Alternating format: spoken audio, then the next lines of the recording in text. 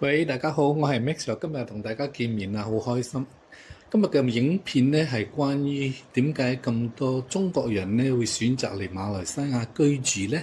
希望呢個影片能夠提供多少嘅意見。仲有點解啲中國遊客、中國人會選擇逗留喺馬來西亞呢？記得喺呢個影片開始之前，能夠得到大家嘅支持，點讚、訂閱、分享下我嘅頻道啦，多謝晒。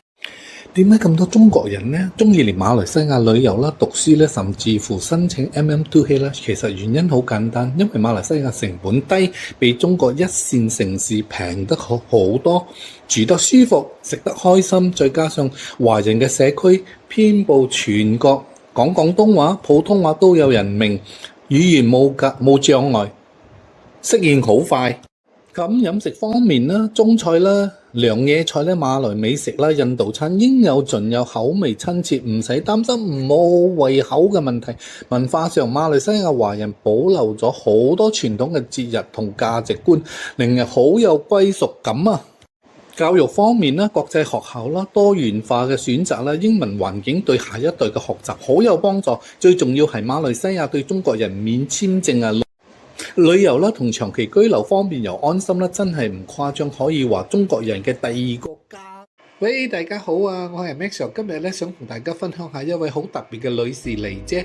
阿黎姐今年咧接近50歲，係來自中國湖南嘅人咧，以前喺東莞咧經營電子供應商嘅，做得非常嘅成功。不過咧競爭實在太劇烈啦，生活節奏又快，壓力真係大到頂唔順啦。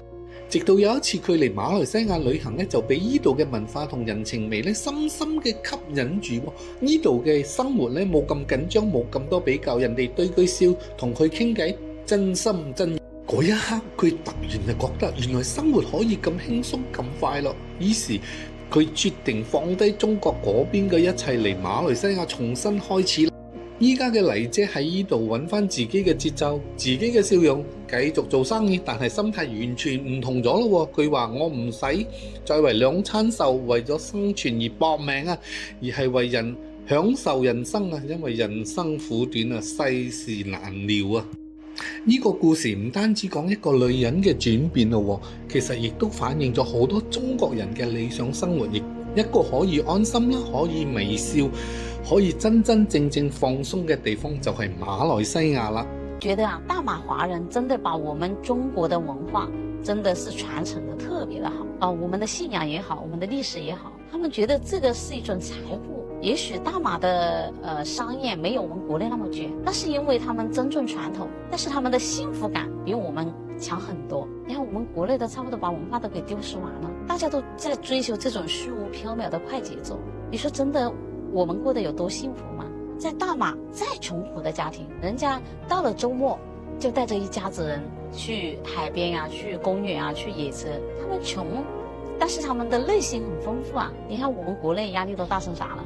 其實大馬華人跟我們國內的文化還是不一樣的。其實我們國內的文化丟的都不像樣了。我們國內因為內卷嘛，真的是什麼生意都敢幹，一個生意他真的能想出幾十個花樣來。但是大馬就不一樣哦，他們真的很專注傳統。當我跟他們聊到一些國內的生意的時候，在國內的話我們覺得就是很平常，但是在他們看來就像發現新大陸。我們的營銷手段，我們的做活動的一些手法，在他們看來就是特別特別的棒。所以你可以想象一下我們國內做生意有多難。我在國內做了那麼多年生意，但是我還選擇留在了大馬我想在這邊就是把自己遷陵，發展自己的一個生意就是因為這一點。我覺得馬來西亞的實體行業是蓬勃發展，我們國內跟他沒法比。我們國人真的太喜歡網購了，現在把實體行業弄得特別蕭條，因為之前的創業大潮，太多人去開實體店。你看我們國內一條街上有多少的奶茶店，這完全是一個虛幻的狀態。我在馬來西亞出去購物的時候，真的是人滿為患。其實他們的購物軟件也是很發達的，但是他們依然願意在線下購買。有可能他們是比較注重體驗，但是我覺得可能還是市場沒那麼卷的問題吧。你看現在很多人都跟我一樣，都來到大馬來創業，因為這邊創業環境很好，你帶着國內的一些新概念，你在這個地方是如魚得水。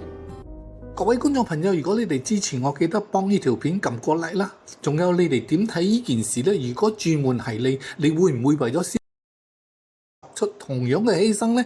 喺留言區嗰度話我知你嘅諗法啦。多謝晒。